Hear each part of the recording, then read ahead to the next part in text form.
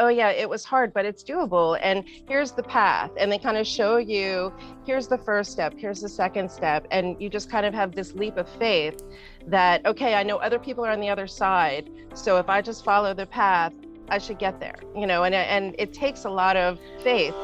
Hi, I'm Kim Tolson and I'm the traveling therapist. It's my passion to teach therapists how to navigate online private practices and multiple income streams so they can travel the world. I'm a digital nomad with a virtual insurance-based private therapy practice and a multi-six-figure coaching business. I'm obsessed with entrepreneurship and developing tools that can help therapists live an adventurous lifestyle. In this podcast, I will discuss my journey as a digital nomad. I'll chat with other traveling therapists and help you navigate the complexities of running an online insurance-based practice. I'm so glad to have you with me on this journey. Welcome everybody to another episode of the Traveling Therapist Podcast. I'm here today with Kimberly Wentzel, who is not your traditional traveling therapist. She's somebody that has an amazing story, and I'm so excited to share this with you, and I'll let her tell you all the details, but she, in my mind, is the epitome of the traveling therapist. So, Kimberly, I'd love to pass it over to you and just have you let everybody know, how did you go from just your traditional therapist to where you are now, and maybe just share about your story? Well, I guess if you want to start about 5 years ago, little over, maybe 5.5 years ago, I was working at a group practice in Harrisburg, Pennsylvania. I was doing forensic work with children and their parents during reunification, and very fast paced, very busy, seeing a lot of clients in the day. I think I had been trained to carry that volume of a caseload, and so it seemed okay. It was a good balance. Mm-hmm. I've always had a lot of hobbies to sort of balance out my self-care. So, I kayak, mountain bike, I do a lot of artsy things, crafts, I play a couple of instruments. So I've always had that, and that's always been a great way for me to attend to self-care. So then I started my own practice. I felt myself getting a little burnout and recognizing that financially, after I had asked for a raise a couple of times and that didn't seem forthcoming, I decided to branch out on my own. And I started my own practice. I had a beautiful office I designed in a beach house theme, because most of my clients, when I asked them where they felt most relaxed and at peace, they always mentioned the beach. Wow. That seemed to be a place that everybody, saved up all their hopes and all their resources and really invested a lot emotionally into their vacation away with their family at the beach. So I designed it that way. And there was a coincidental tie-in to where we ended up. I think like most people, when COVID hit all of us, I guess that's the right adjective, I had my office, and that week that everything shut down in mid-March, I quickly took all the training I could find online and started doing telehealth with my clients. There were a lot of starts and stops and technological issues, which I had never done a lot of Zoom meetings before.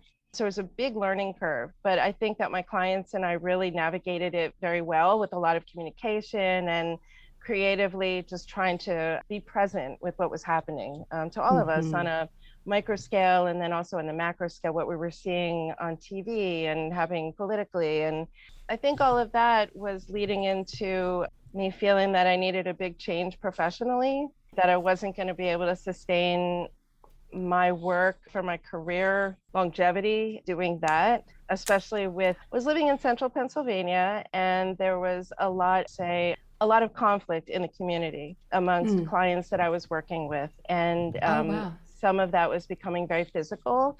And my kids, I have 2 teenagers in high school, they weren't always feeling safe out and about.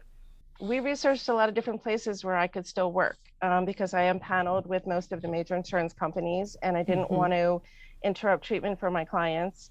So my husband and I sat down and had a really long, serious talk about where we might want to live.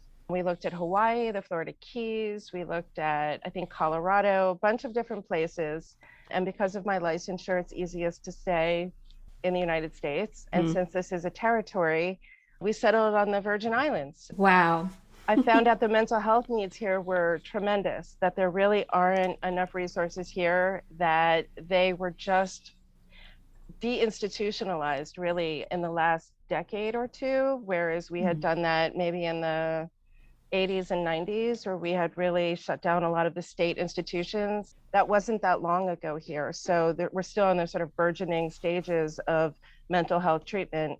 I felt like there was a need that I could fulfill, and it might reignite a little bit of my passion for doing the crisis work I had started doing. I had gone to New York after 9/11 and done a lot of work with the Red Cross earlier in my career. And I felt like I needed something to balance that with the 15-minute hour, one after the other sort of thing. Absolutely.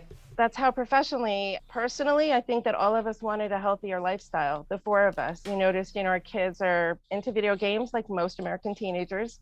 My husband and I had both enjoyed much more of an outdoorsy type lifestyle before we became settled into the domestic grind of supporting a family. And so we wanted more of a balance of that. We both grew up near the beach in New Jersey, and he's been wanting to buy a boat, and we're boat shopping now. So the ideal, we have this really very powerful, effective hotspot that he got. He's the technical side of things because he's a IT guy. We used to work for Comcast. He does fiber optic splicing, that kind of thing. So he's able to facilitate me working pretty much wherever I am. So that's amazing. Yeah, because that's the one thing I worry about, like the U.S. Virgin Islands specifically. You're in St. Croix, right? I've traveled to like Punta Cana, that sort of thing, and tried to use the internet, but it's very spotty, so I was curious about that. That's good that you've got sort of tech support right there with you. It's great. Actually, the internet is pretty good. It's the power outages on occasion. Oh, right. On an island this size, and my clients understand that if we're interrupted, I will immediately pick up the phone and call them, because nice. That's happened in so many moments where, there's a disclosure or, just a delicate moment emotionally, and the power goes out, and it's my worst, concern about having a good, like, quality session with a client that's not interrupted, that's not glitchy, that, they can hear and see me well. But the power is more of an issue than the internet, thankfully. But that was one of our requirements when we were looking for a place to live, was that the internet had to be pretty strong. I mean, it's a fairly mountainous island. So it's not where we were coming from in Pennsylvania, which is a lot of hills. We didn't really have the same issues. So being that it's mountainous, it can be pretty spotty wherever you are. But we lucked out. Yeah, we found a great location. Oh my gosh. And for those of you that are listening, I can see her, and she is sitting with beautiful palm trees behind her. The sky is beautiful. She's in a tank top. It looks amazing. It's gorgeous. It's so nice. We were in the water yesterday.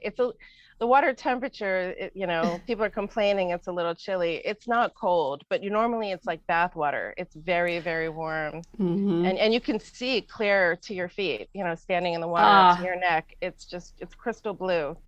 It's one of the most beautifully, just the nature is really overgrown. It's got that kind of like wild feel to it, and lots of critters and animals that we're getting used to. Yes. The fun part of it. Oh my gosh, lots of lizards. I know we've got iguanas like crazy here in Hollywood, Florida. Yeah. It's like huge iguanas. True. Yeah. But we have the same big ones. We also have the anoles, the little ones. Oh, the little teeny ones? Every time I open the door, they just scatter. They're everywhere. And we have mongoose that run around the property and hopefully not get into our garbage. The mongoose are, I guess, it's the squirrel that, we're used, but they're really cute. I mean, like if you ever had a ferret, it's the same sort of animal, but they don't like them here. They're pests, Oh, wow. That's amazing. It looks so beautiful there. So I have so many questions and so little time. I'm curious. So you made the big decision, you started researching, you found St. Croix, you can still work there, still be on the major insurance panels, which is amazing. You can see your clients with good internet, but you decided to move the whole family. So you have 2 teenage kids. So I'm just curious for people listening that have like a family with children, how do you navigate that? Like what decisions did you have to make around that? And how's it going with them, with school and all of that? Well, we talked to a lot of people. I think of this before we started talking today. I was thinking about how I could translate things or make a parallel. It's sort of like before any of us started graduate school. It seems like this impossible task, so much work, all those years, all that money. And the way that it becomes realistic is you talk to people who've done it. and they're like, oh yeah, it was hard, but it's doable. And here's the path. And they kind of show you, here's the first step, here's the second step. And you just kind of have this leap of faith that, okay, I know other people are on the other side. So if I just follow the path, I should get there, and it takes a lot of faith, I guess, in the other side. And it was very helpful that I had met people here and had talked to them. Like I knew that, okay, people have done it. They have landed, on 2 feet on this island. And there were plenty of people, family or people who knew us, who just said that we were, being unrealistic. Yes. But because other people had done it, and I joined all these Facebook groups, like moving to St. Croix, new to St. Croix, and I was sort of lurking on all these Facebook groups and gleaning all this information and keeping, researcher, kept notebooks full of questions, and I'd categorize it and highlight it. And it was like I went back to all my grad school, study habits, and I had a step-by-step. It was actually very easy with the Facebook groups that you just type in a search on the conversations and it would come up, and I would do all the research. So I knew where to ship our items from, all the things. You have to buy your vehicle outright. You can't bring it here still owing any money on it. So that's a snag that a lot of people, if you don't know it, having a vehicle here is essential. You can't get around, and you need a certain type of vehicle because the terrain is, huge potholes, like enormous potholes, and very mountainous and sandy. So you need the right type of vehicle. That was one little snag. Oh, wow. Interesting. The schools we researched, and what we found was that to make the most comparable, I should say, the easiest transition for our kids, one of the private schools here would be the best place for them, and offered them some amazing opportunities. They could be part of the sea turtle rescue program, everyone learns to swim. They can learn how to sail. There's a sailing club. They have an Olympic-sized pool. Most of the classes are outdoors. They have just sort of a outdoor overhang sort of area where it's, sort of a lot of open classroom kind of learning, a lot of hands-on practical type of stuff. We really like the idea of our kids spending more time outside. Nice. That was, I think they're getting used to it. Were they glad to move, or was it hard for them being teenagers? They were excited and nervous, and I think they kept looking to us like it's going to be okay, right? I mean, it was getting here. Well, we drove 17 hours from Pennsylvania to Florida. Wow. Dropped off our things, all of our belongings. Like, as you had said, we sold or donated about 90% of everything that we owned. We each kept one big suitcase full of our winter clothes, but everything, I get a lot of boots and winter clothes and jackets, and donated a lot of things to shelters. We drove it all down here, put it on a ship, and then didn't see it for, I think, another 2.5 months. Oh my gosh. So it was, we were all living out of like one suitcase. The clothes that I wore during that time, I never want to see again. They're like in the back of my closet because you just it's like when you go on a long vacation and you have a small suitcase, you never want to see those outfits again. But it was exciting. And I think it really tested all of our resilience and our ability to get along with each other and negotiate our needs with each other and just vocalize when we needed a little bit of normalcy. Nothing's really been familiar since we landed here October 12th. So it's been very different. Wow, that's amazing. Now, did your stuff get stuck just because of like COVID and shipping and all that stuff, or was it like, is there a lesson out of that? Maybe somebody was trying to do the same thing that they could avoid 2.5 months, or was it a COVID thing? It was complicated by COVID, but it was more the shipping issue is what our shipping company told us, that they give you a tentative arrival date. But I think everybody knew it, like around November, December, there were a lot of empty containers sitting, and they didn't have, I guess, the labor shortage. It wasn't the shipping containers. I see. It was the labor to unload and load them and so forth. That was and I think that's seasonal. It's very hard to anticipate that sort of thing. The shipping company, the woman that I worked with, who was amazing, Alma, she told me that over the summer it was even worse. She said it's a good thing you didn't come in July because it was much worse at that time. So I think it's just one of those factors that you can't really anticipate. It's on a bigger scale than just us trying to move here. There's a lot of things that got held up.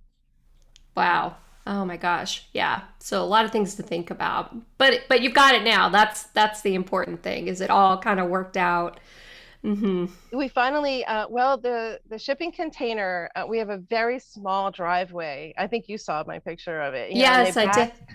they backed this 18 wheeler into it, tore down a couple of trees in the process. But, these four guys jump out and they unloaded a huge 18 wheeler full of stuff. And up until, I mean, we still have some boxes, but we just set up like a big outdoor kitchen. That's Wow. kind of the style, because heating up the house is not something you want to, Mm-hmm. like, I don't want to turn on the oven if I can help it. Mm-hmm. But so most of us are going to, grilling fish, eating healthier. That was the other part of coming here, is you're on a little island, you're going to eat less beef, you're going to, eat more plant-based and fish, and so just eat lighter in general. So that was part of the appeal of being here too. Mm-hmm. Wow, that is amazing. So what was the process like for you when you downsized everything? I know for me, when I like, well, we got rid of everything and then we moved and then COVID hit. Now we've like reaccumulated, so we're in the process of downsizing again because we're on February 2nd, we're going to be like official digital nomads and just be Nice. like living out of suitcases. We will have a storage unit, That's so but exciting. Good I for you. know. I'm so excited. We don't know if we're going to love it or hate it, but Well, we're you just have to going to. try, come out this way. Yeah, I'll Okay. have to host you guys. Oh, I It'll be would fun. love that. Thank you. Show you Yes. around. Thank you so much. We don't know where we're going to end up, but we're going through that downsizing process again. And people often ask me, like, what was it like for you to get rid of everything, And like you, I've still got these like winter clothes I'm holding on to. I don't know why, because I mean I'm in Miami pretty much, and it's t-shirts every day and flip-flops. What was the process like for you? Was it like a relief? Was it grieving? Like how'd you It was a manage mixed that? bag. It Yeah. honestly was a mixed bag. I mean, I think, a lot of us, I think, had an internal process that we went through during COVID as far as what's Mm-hmm. important and what really matters. And a lot of things being stripped away revealed to us what was truly meaningful. At least, Mm, I mean, for me, and I talked to a so lot of my true. colleagues and friends, that we really had to reassess. Myself, I felt like I was going through the motions in certain ways without really taking a close look at whether it was beneficial or meaningful, or whether I even wanted to anymore. And that a lot of that was professionally as well. The grind that I spoke Yeah. of. I mean, I had been working that way for many years and had developed a certain way of dealing with self-care, which was a bit formulaic. It worked, it was very effective, but it wasn't as introspective and thoughtful as I think it could have been. And so this opened up an opportunity for me to really think about spirituality and, physical health and mental health and relationships and all the big things that I think make our clinical work even more informed and help us connect with our clients, because those are the issues that they bring to us. So Mm-hmm. if we're not authentic Absolutely. in our lives with it, then I think that it's hard to ask them to be. So coming Absolutely. here and getting rid of all my things, that was part of, I didn't need a lot of those things. I did almost that Marie Kondo sort of, what is my emotional connection to this? What Mm-hmm. is my useful connection to this? Will I ever use it again? My grandmother's china. I love it. I loved Mm-hmm. her very much, but did I need the china? Did I really like it to use? Not really. So I kept one setting of it and I gave away the rest, so Yeah. it feels like I had, a compromise between the holding on to stuff that I didn't really need or find useful, and maybe giving it to somebody who could use it. Mm-hmm. So here's a funny thing. Everybody collects way too many dishes, right? We all have Yeah. way too many wine glasses, dishes, coffee mugs, you name it, more than any household could ever use. A place had opened up nearby our old home in Pennsylvania that was a rage room. Oh, I've heard of Right. those. So wanted, and I had connected with this person who opened it, and she was a survivor, and she was, a veteran, and she had this amazing story. And I worked with her to create like a rage project. It's something I had done with sexual assault survivors, creating a mosaic out of broken things that they had brought in.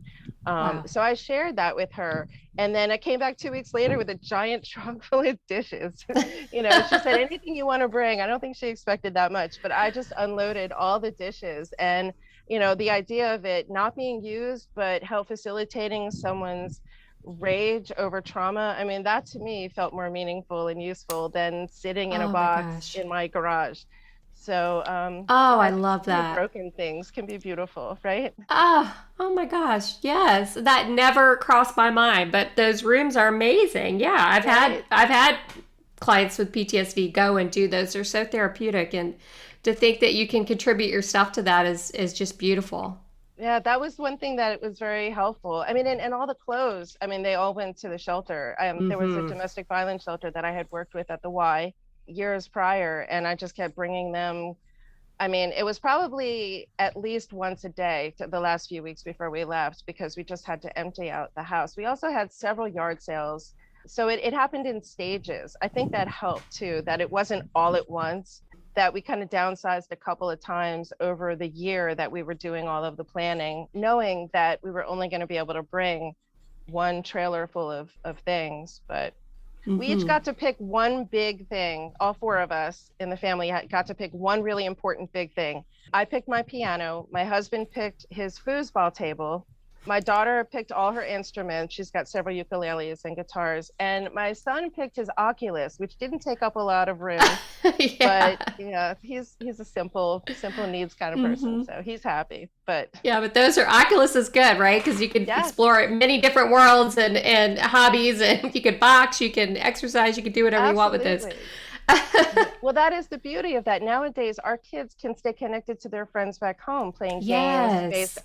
My daughter, she's 17. She's, getting ready in the morning and FaceTiming her friends in Pennsylvania, which I think is Aw. great. I mean, it's not a substitute to being with them, but Hmm. it's better than what we had when we were in school. So, Yeah, that's for yeah, sure. it's a nice way to That's stay so connected. great. Yes, they can stay connected. That's amazing. Yeah. Yeah, they're Wow. troopers. They're adjusting. This was a Hmm. big adventure for all of us, and we have all gone through our phases of being cranky or irritable or not happy or homesick.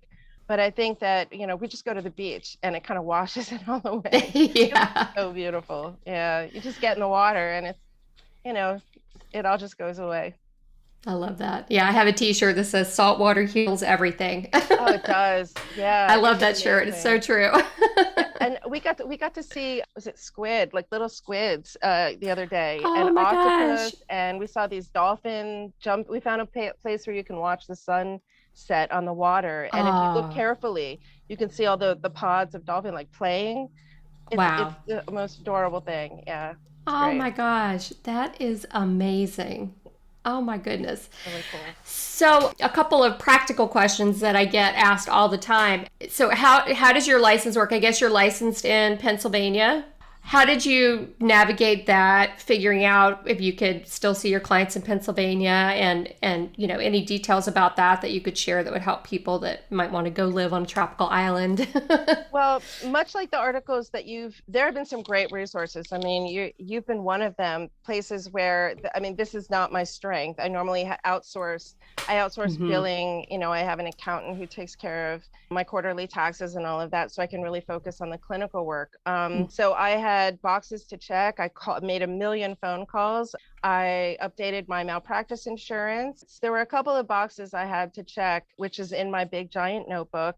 If Hmm. anyone would want specifically to know about how to come here, I mean, because it is a U.S. territory, it's the same kind of rule where you have to be licensed where your client is.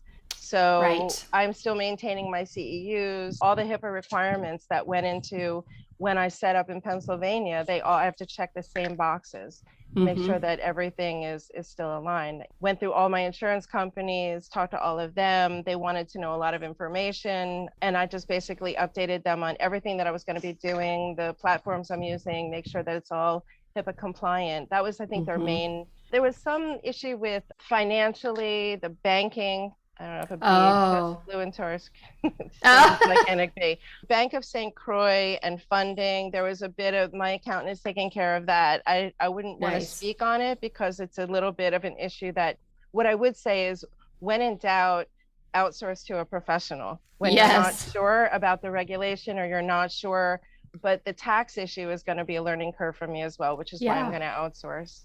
But Interesting. Yep. yeah, I'm not sure if you wanted more specific information on No, that.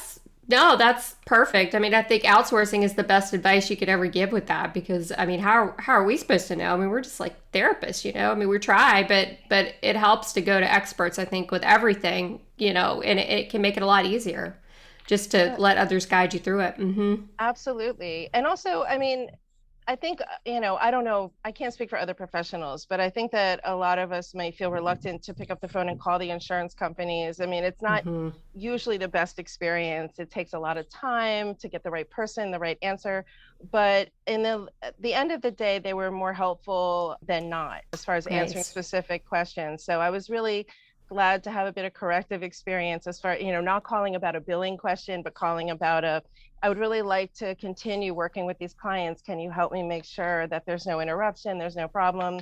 On that end, I found them all much more approachable and helpful and informative. And so that was really nice. That was a nice thing. Nice. That's amazing. Are you using a virtual address in Pennsylvania or were they okay, okay. I have a business address, which is Okay. a temporary residence. I haven't been here long enough, and going back and forth, I can maintain a temporary residence. But I do Oh, have my nice. business located in Pennsylvania. Okay, right. That's how mine is too. Mine's physically located in the state of Virginia, even though I'm living Right. down in Florida. Right. Mm-hmm. For licensure purposes, yeah, you do have to have a business address. There you have your clinical license, then you have your business, right? Your Mm-hmm. your LLC and all of, yeah, not my favorite part of all of this. It's very complicated, yeah, because my account recently said, why don't you register your business in Florida because there's no income tax and that would make a lot more sense to do it that way. And I'm like, yeah, but the insurance companies, you know, I have to have my business in Virginia and bill through that Virginia address because, for Absolutely. example, like Blue Cross Blue Shield in Florida pays half the rate that, you know, they do in Virginia. So it wouldn't be a good idea for me to see my Blue Cross Blue Shield people down, you know, and bill it through a Florida address, you know. So Right. Well, yeah. speaking of what, before the move to St. Croix materialized, I was looking at the telehealth license in Florida. Uh-huh. A lot of people, they told me they were going through the list, the insurance companies, and asking people to apply for the telehealth licenses in a handful of states, which I thought was a really nice, progress. It was really nice to see Yeah, that kind of that is. progress that the insurance companies were pushing for us to, provide more telehealth. Wow. That's amazing. What a Yeah. concept. Right, right. Well, thanks for sharing about that. I know that's a big concern for people. Running my insurance billing Facebook group, it's a huge topic, like virtual addresses and again, if you don't know, reach out to professionals that can help guide you with that stuff because it's complicated. And you could call the insurance companies and get five different answers. You know. Absolutely. That can be very frustrating. And so Mm-hmm. you document everything and ask them to send you a follow-up email and all of that. But yes, I have gotten different responses. Yeah. I tend to just take the one I like and There you I'm go, just right? kidding. But Just this write was that, golden. document that, and we're good. Yep, that works. That's really helpful to hear your experience with that because I know that's a huge barrier for clinicians like us that want to be insurance based and take insurance and have continuity of care with our clients wherever we move to, wherever we live. Mm-hmm. It's increasingly more and more difficult. I mean, I could just tell you in the Yeah. past couple of months, I've gotten the wrong information from the insurance. I mean, I was told I'm paneled, now I'm out of network. And you don't want to surprise your client with a huge, balance with you. Right. That really is kind of sours the clinical relationship sometimes. So it's frustrating and hoping that it'll get easier for providers, and Yeah. clients. Both of us seem to be on the wrong end of things, but we'll see. It's important to me to stay insurance based, Me even though too. it's very difficult. Because I know if I go private pay, I know a lot of my clients wouldn't be able to afford it. And Right. this is the population that really needs mental health services, are the ones who probably can't afford it the most. Everybody Absolutely. needs it, but the financial strain, I think, when it comes to your own care, adds another layer when you have to worry about, do I get groceries or do I go to therapy? Mm-hmm. That's very stressful. Absolutely. Absolutely. Yeah. $200 worth of groceries or 200 in a private pay session with a therapist. Yeah. Right. Yeah, I feel the same way. I feel strongly about it. I also feel strongly about, taking care of ourselves as well. Like maybe don't panel with the lowest paying panels, because we can't, work for these companies that pay $60 a session and then we have to see 40, 45 clients a week to make a living.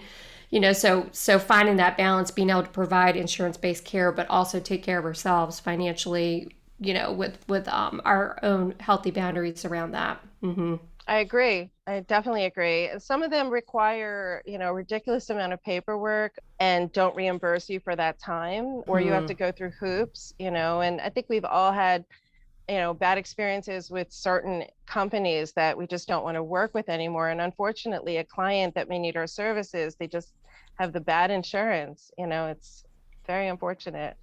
Absolutely. Yeah. So, speaking of clients, this is a question I've been asking in these different episodes. How have your clients adjusted to you moving? Do they know you've moved? How did you navigate that process?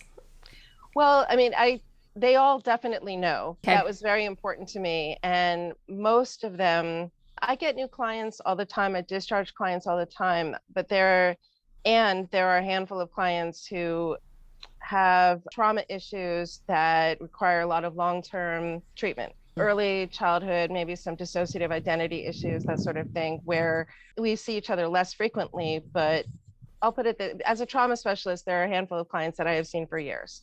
Yeah, I'm the And same. I right, specialize in chronic PTSD and complex PTSD. Mm-hmm. right. So Yeah. that some of them will always need some kind of support Mm-hmm. and it should be available to them. Absolutely. Those people I told first, I told, as soon as I could, so we could talk about what it would mean, what it would look like.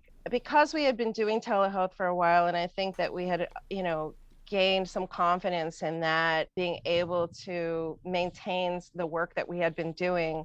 I really gave my clients a lot of credit in adapting to a lot of the changes during probably one of the most difficult times of all of our lives, which was the last 2 years, Right. adjusting to this change, losing a lot of their other coping mechanisms, the socializing, going to the gym, all the other quality of life things that they had enjoyed. Therapy to them, I think, was something that was a routine, helped them have some kind of structure to the week.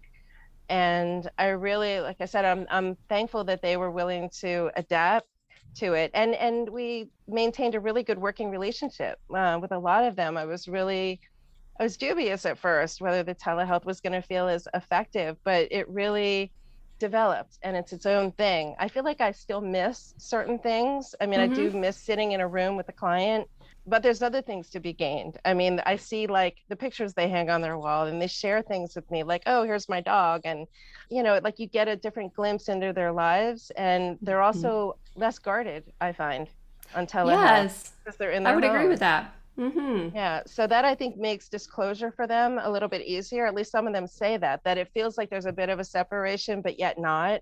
So Mm-hmm. that to self-disclose is different than sitting in someone's like professional office and talking about their personal trauma. So there were benefits to it that I didn't expect. So all my clients know where I am. I've given them, I'll ask them, they'll say, so how are things going? I'll say, well, how much do you want to know? Do you want the quick 2 minute? And they'll be like, oh, I have a lot to talk about. So, okay, I'll give you this. So we moved here, we're there, and this is what's going on. So what's going on with you? And we just move on.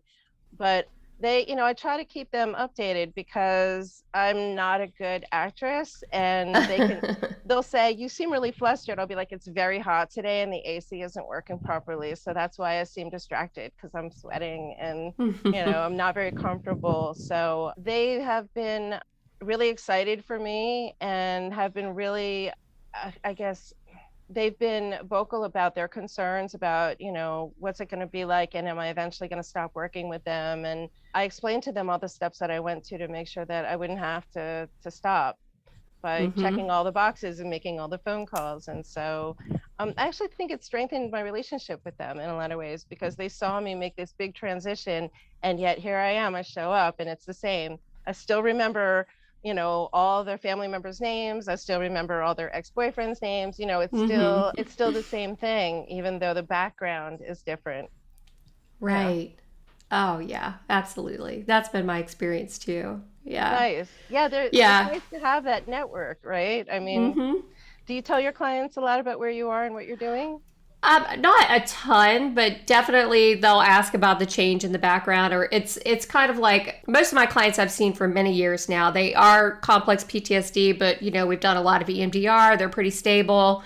They do check-in appointments. Sometimes they get triggered and we need to process. But for the most part, we've been together for a long time at this point. So they know me. They know my journey. A lot of them, we started out brick and mortar, then we went all online, then COVID, and then, then leaving Virginia, saying, okay, well, I'm going on sort of an adventure. And, that was right before COVID hit. We moved down here. We didn't know that was going to happen, obviously.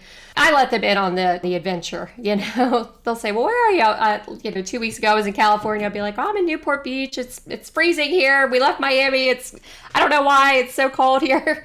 That kind of thing. Just not too much into their session, but definitely just a little check-in, kind of thing. Mm-hmm. Yeah, I find that to keep it contained. Like I'll look at the clock and I'll say, I'm only going to talk for a minute about me. Mm-hmm. And I'll even say that. I'll say, I know you're really curious. Okay, you get to ask me 2 questions, and they'll say, okay, I want to know about this and I want to know about that, but I could tell some of them are really, really want to know. And I'm the one who has to keep it, Yeah. Because this seems, I think, very foreign to a lot of people. I mean, it is still U.S. territory, but it's culturally very, very different than the States. First of all, being the racial minority is, I think, not the typical experience for a white person from America. Absolutely. So it's funny, a person of color who lives here asked me about that and asked what it was like. And I, refreshing was the word that came to mind. Even and as soon as I said it, I realized that even that is privilege in itself. To it is refreshing. It's not intimidating. It's not. The fact that I find that to be an eye-opening experience and not necessarily a daunting or negative one is a bit of privilege on my part, that I've walked around in the world feeling like the majority, I guess. I don't know. Does that make sense? Absolutely. Yes, Peeling back the layers of it. Yeah, there's a lot of contrast in culture. Manners are very important here. So if you walk into a store and you don't say good morning or good afternoon, people will be rude to you. And, you learn that very quickly, like what's important here. And a lot of things aren't. I mean, you can always tell when people are here and they're dressed nicely that they don't live here. Everybody's kind of rumpled and just got off the beach. Yeah, and, right. I've spent time in Nantucket. It's not that at all. I mean, it's not the Lily Pulitzer crowd. It's not, It's much more the blue collar, like sailing, fishing kind of community, pretty down to earth. There's also a big like meditating, new agey kind of group here too. It's a big population of people who just come here to meditate on the beach. Yeah. Wow. Oh, that's so cool. Yeah. I love it.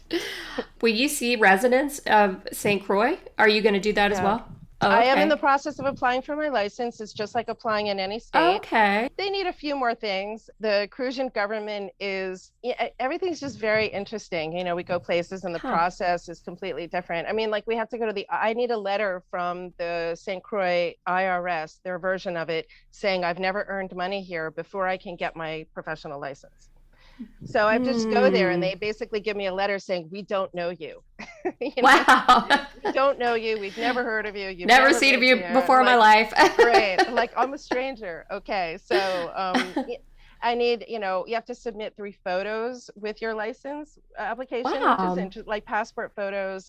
They want 4 letters of recommendation, but it's all the rest of the stuff, your exam scores and your transcripts and all of that. But yes, to answer your question, I really would like to open a small office here. Nice. Unfortunately, I was offered a job by the biggest agency here, and they're lovely people. I met with them online. They've been very welcoming. Unfortunately, the position they offered me is 40% of their reimbursement. And right now I'm making 100% of my reimbursement.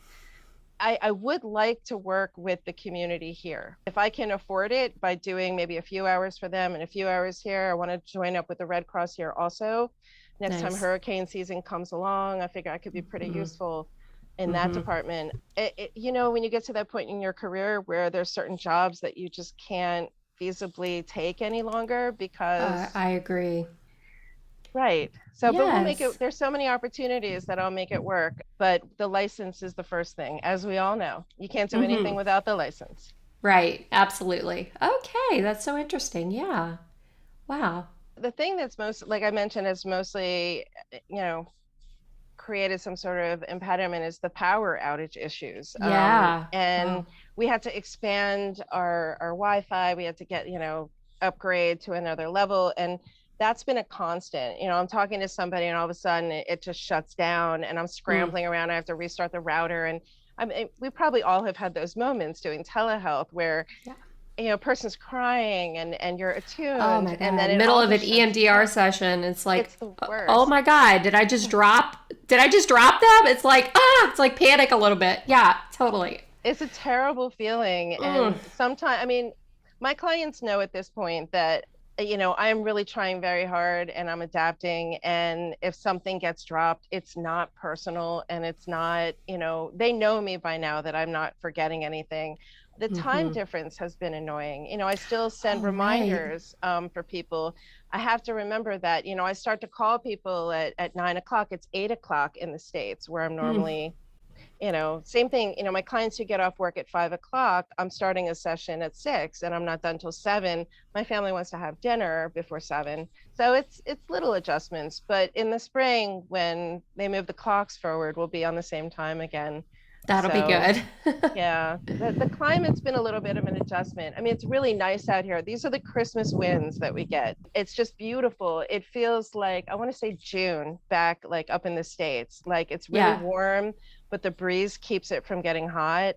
So but the rest of the year, it can be very, very humid and Mm-hmm. sticky. So I'm in a little room with a backdrop and the air conditioning blowing on me for Yeah. those days because I just I don't know about you, but I cannot work if I'm uncomfortable Oh, and like yeah. Oh my gosh. yeah, so there's Yeah, for that. sure. As far as the house goes, and this might be a little personal, did you guys buy a house or did you rent a house? Like, how did you go about that process? We sold our big house. We had a really, really nice big house in Pennsylvania and we sold it. And we wanted to come here and sort of get the lay of the land and know the neighborhoods better Oh, and yeah. understand the market better because we would have had to buy a house unseen. And we're really glad we waited because just renting, we learned a lot about the different neighborhoods. A lot of people are concerned about the crime Uh-huh. here. I mean, it's all people who know each other and gang related. So Wow. if you're not Interesting. interacting with people who are, violent, then you shouldn't have a problem. I mean, that's what we've learned in the couple of months that we've been here, that a lot of people come here and they hear the statistics or they hear on the news that someone was shot, but it's normally they know each other. It's gang related stuff. So Right. not that we shouldn't care about that, but I think for the average person who's coming here and they're living like, pretty safe lifestyle, they don't need to worry about it. And the other thing Yeah. was, we had a nice house, we had a big property, we took care of it, we had dogs, I mean, loved that lifestyle, but we really didn't want to saddle ourselves with a big piece of property again and a Mm-hmm. mortgage and all of Mm-hmm. that. So we wanted to take a year to rent and we're going to buy a boat. So, and eventually the hotspot is going to be on the boat so I can work and see clients on the boat. That is the Uh, future goal once we all get settled and we're still setting up. And we got here and then it was, and then a month later it was Thanksgiving and then Christmas. mm-hmm. And it feels like it's been tough to settle in. I just, I bet. because I of the time bet. of year that it's been. But to Mm-hmm. answer your question, we're renting for the year and then we'll Gotcha. reassess. Yeah. I But we think that's a found a really smart great way to do place. it. Mm-hmm. Yeah, it seemed that it was the least scary way to do it. Making a huge financial commitment on something that you haven't seen yet. We both like the idea of buying something that has some hurricane damage and fixing it up. There's a Mm-hmm. lot of Oh, beautiful nice. properties here that have just been abandoned, and then people Mm. would rather build new, but there's so many beautiful, just bare bones structures that it just needs a little care, and it'd probably be really nice Wow. again. Oh my gosh. Well, I hope you'll come back and share about your boat and how that's going because Sure. I think that's a dream of mine too. Like it just seems so fun to live on a boat. It just is Talk amazing. about Yeah. downsizing. We Yeah. just went to look at them this morning and Tim, my husband, was saying, well, if you think, I mean, we've downsized a lot, but basically on a boat, you have like 3 outfits and that's all you wear. That's It's it. like, okay, like there's nowhere to store anything. So Yeah. he's spent more time on boats than I have, but I think we're headed in that direction. We've all really downsized. The thing I have the most of is probably art supplies. I mean, Oh, yes. that's paints and canvases, and I'm Oh painting a my piece of gosh. furniture right now, but I can't get rid of them. It's too much fun, but takes up I a hear lot of you on space. that. But when I do get the It's boat, great. maybe I'll check in. I'll let you know how that's going. Yes, I would love to just like hear about the process, like decision making points around that, just all of that. It would be so interesting. Like where you gonna park it? Are you gonna travel different places with it? That's the Just thing. We're looking, well, we can rent a slip. There's several marinas, around the island. Actually, St. nice. Croix has more dive sites than almost any island. They're all around, and they're all these like ships that are shipwrecks that you can go Wow. and dive. And we spent a lot of time snorkeling. And I have Nice. jars, like huge mason jars stacked filled with sea glass at this point, which I'm Oh my gosh. sending back to the state. I have friends who make jewelry. I'm sending it to them, seeing if they can make things out of them. But there's a lot of neat little things to do and a lot of interesting opportunities. I'll share one little story with you because everything here Okay. feels very serendipitous. So back in Pennsylvania, Tim had taken a old dresser and stripped it and put a butcher block on top of it, and we used it as an island in our Uh-huh. kitchen. He left Mm-hmm. it with his son, and we decided we were going to do the same thing here. So we bought a piece of furniture and he stripped it, and he's like, I really need a piece of mahogany. And he's like, how am I going to find, because there's tons of it on the island. Mahogany and teak are the biggest, Oh wow. the Beautiful. only type of wood that's really going to last here. Everything else kind of disintegrates in the humidity. So he's coming home from the grocery store the same day he's talking about needing this mahogany, and there's somebody broken down on the side of the road, and he pulls over to help them, and he's talking to the guy, and he's like, you're Tim, right? He's like, I met you a year ago. Like, it was a brief, like, people remember us. Whoa. It's very weird. You wouldn't think they would. Yeah, I remember you too. We met them briefly. Huh. So he ends up helping this guy with his car, and he says, here, are you looking for some mahogany or something? He pulls out this big piece of mahogany, like he had just been talking about it hours earlier. And it's Oh my beautiful. gosh. It's this beautiful amber red color. And he says, I normally sell it for 200, but whatever you have in your pocket, I'll give it to you. I got $40. Fine, no worries. Gives Oh it my to him. gosh. He brings it home. It's gorgeous. Yeah, so that's how things happen here. You just kind of put it out in the universe, and it manifests. It's Oh just my gonna gosh. happen. Oh, I love that. Yeah, I think I actually saw a picture of it on your Facebook Yeah. page. Yep. He put it on like a table, right? Oh my Yes, God, it's yes. gorgeous. It is. It's beautiful. So there's things like for the two of us, we like to make things with our hands. We like to, paint and do kind of artsy things. This is the perfect place. Wow. It's so colorful. All my artist friends, I keep telling them, this is like all the colors are like the secondary box of crayons. It's like Mm. scarlet, chartreuse, like all the off colors, not the primaries. It's like this very vivid Oh. Technicolor kind of Oh, nature. it's beautiful. Oh my Yeah. gosh. Well, I love your Facebook page too. Like just watching all your pictures and everything. It's been so Thank fun, you. like watching you on this journey. It is very exciting. Thank you. Yeah, you're welcome. Thank you for talking to us about all of this and all these like tips and tricks. And, I think just people hearing your experience is going to make it easier for them to transition into something like this if they've been dreaming about it. Yeah, I hope so. I mean, it was a huge benefit for me to know people who had done this. And I kept saying, Hmm. well, it's possible. And I called, like the shipping person. I mean, she just walked me through it. And if you ask the right people and they tell you what steps to follow, you never know what could happen. Hmm. Amazing things can happen. Exactly. Just do one Yeah, little baby step at a time and it'll all come together. that's true. Yeah. Hmm. Wow. Good Thank you lesson. so much. Thanks You're for welcome, sharing Kim. this. If people want to reach out to you, are you documenting your journey anywhere? I know it's on your Facebook page, but I don't know if you're keeping a Um, blog or anything like that. No? I haven't. I've been thinking about it. Okay. It's hard to sit down and at my computer. I'll be totally honest. It's Yeah, I very bet. hard to sit down and do this. I want to be out in the water, and I think at some point all the thoughts that are churning, they'll have to come out somehow in some written way. I have a website. It's catalystmentalhealth.org. Okay. If people want to reach out to me, I was thinking about putting a blog on there, which would be Nice. more professional. That's always the thing about social media. I haven't I really been able know. to navigate the personal professional line, because I worked with college students and they were all really excited to find me, on Mm-hmm. Instagram or Facebook, and so I've always kept a very hard line with that. I guess that's why I haven't really engaged in social media too Yeah. much Yeah. I because, think. yeah, Yeah. It's tricky, right? It is. Yeah, I think that's a struggle for a lot of us. I've kind of, like I said, I'm not taking new clients at all. Just got a bunch of, not a bunch, maybe like 5 to 10 like old clients now. So I've sort of transitioned into more of like that coaching, like putting myself all out there kind of thing. But that was definitely a process for me too, trying to figure out, Yeah. how much of this personal stuff do I want to share out there? Mm-hmm. That's a tough edge. I'd actually be interested in hearing more about that. I'm not, I'd love to share some of these experiences with people, but I also know that I need to maintain a certain amount of, I don't know, anonymity for my Mm-hmm. clients. That just seems fair to them. I don't know. Even Facebook, I Yeah. think, is difficult, because your clients see you because you see them, but they just don't Right. friend you, right? Yeah, Facebook reminds you, hey, somebody in your contacts list, and it's like, oh my God, that's my client. I'm not supposed to Right. interact with them. But yeah, I mean, it happens. I think the world's changing. The rules are kind of changing around that stuff too. So, Yeah, it's and it's challenging. what we feel comfortable with, as therapists, how much we want to be out there. Absolutely. Yeah. Mm.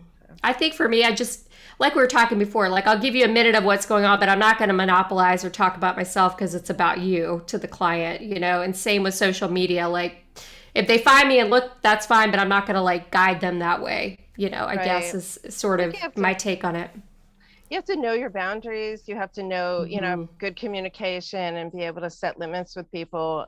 Social Mm-hmm. media in general, yeah, it's not, I find people's personal, like interacting with people online is not nearly as fulfilling. It just doesn't have that personal, I don't know, the Mm-hmm. intimacy is just not really, it's not easily there. But Yeah, yeah, in telehealth, we totally. have to work really hard at it, I think. Absolutely. Yes. Yeah. Oh my gosh. I could talk about this for hours. Yeah, it's Maybe I need to interesting. find an expert that can give us the ethics around that stuff. I don't know. It might be Yeah, an or maybe we interesting could episode. start a group, and talk to people Yes. about it. I mean, I know a handful of people like you and I who are doing this sort of thing. If there are mentors, people who have been doing it longer, I haven't been able to Mm-hmm. find them. Mm-hmm. So it'd be nice Mm-hmm. to get a group of people who are doing this, but maybe still have issues we're grappling with. That anyway, it's just been. I think also doing telehealth, it's more difficult to find that professional support. The Yeah, colleague type support. But absolutely. anyway, where are you Mm-hmm. headed next? You're up in Newport, you Well, said? right now I'm in Hollywood, right by Miami, and on February 2nd our lease is up. So right now we're like getting rid of everything again the second time around, and we're gonna go to Panama City in Florida. And we're just going to stay in an Airbnb, but I'm also part of this travel club called Inspirato, which is like it's a luxury travel club. So I can go anywhere that there's an Inspirato property. So, but the catch is you don't know until like you finish the last trip where the next trip will be. So it's going to be totally like every 2 weeks we don't know where we're going to be. Basically, it's going to Wow. be like. And we may just do like an Airbnb, like 3 weeks, 4 weeks, different places, but it's really going to be dependent upon the Inspiratos and when they're available to where we're going to be. So, That's exciting. yeah. You I'm spin the excited roulette and wheel. scared. Yes, Right, it right. totally is. Mm-hmm. There's something very liberating, though, I think, about letting go of, pulling up roots and maybe realizing like how much you need them or don't need them, I and know. there's something very Absolutely. liberating in that. We're kind of like either we're going to love this or we're going to hate it and we're going to need a home base. So this is like our big experiment to see if we want to be true digital nomads or, just like have a home base and go take trips every so often. Yeah, that's kind of a big difference, like not having Yeah. a home to go back to. But best of Mm-hmm. luck in all of that. Thank you. I'm It's sure you'll hear exciting. all about it on the Traveling Yep, Therapist Facebook group. yep. I'll follow along. But Yes. maybe I'll check in with you in the spring, see if you want to hear I'd some love updates that. about what's going on. I I should have my license by then. I would absolutely love that. That would be Okay, amazing. Yeah, I hope you sounds great. will. And I'll probably be bugging you too. Sure. Oh yeah, we'll be in touch. I'll talk Okay, to you well, thank soon. you so much. I You're really welcome. appreciated this talk. Yeah, this was a fun opportunity. Thank you. Yes, you are Take care. welcome. Thank you so much for listening to the Traveling Therapist podcast. For show notes, links, and downloads, head over to thetravelingtherapist.com, where you'll be able to learn more about my journey, the courses I've created for you, and other exciting resources to make your dreams become a reality. If you've enjoyed this episode, please share with your traveling therapist friends, subscribe to the podcast, and if you love this episode, please leave a review.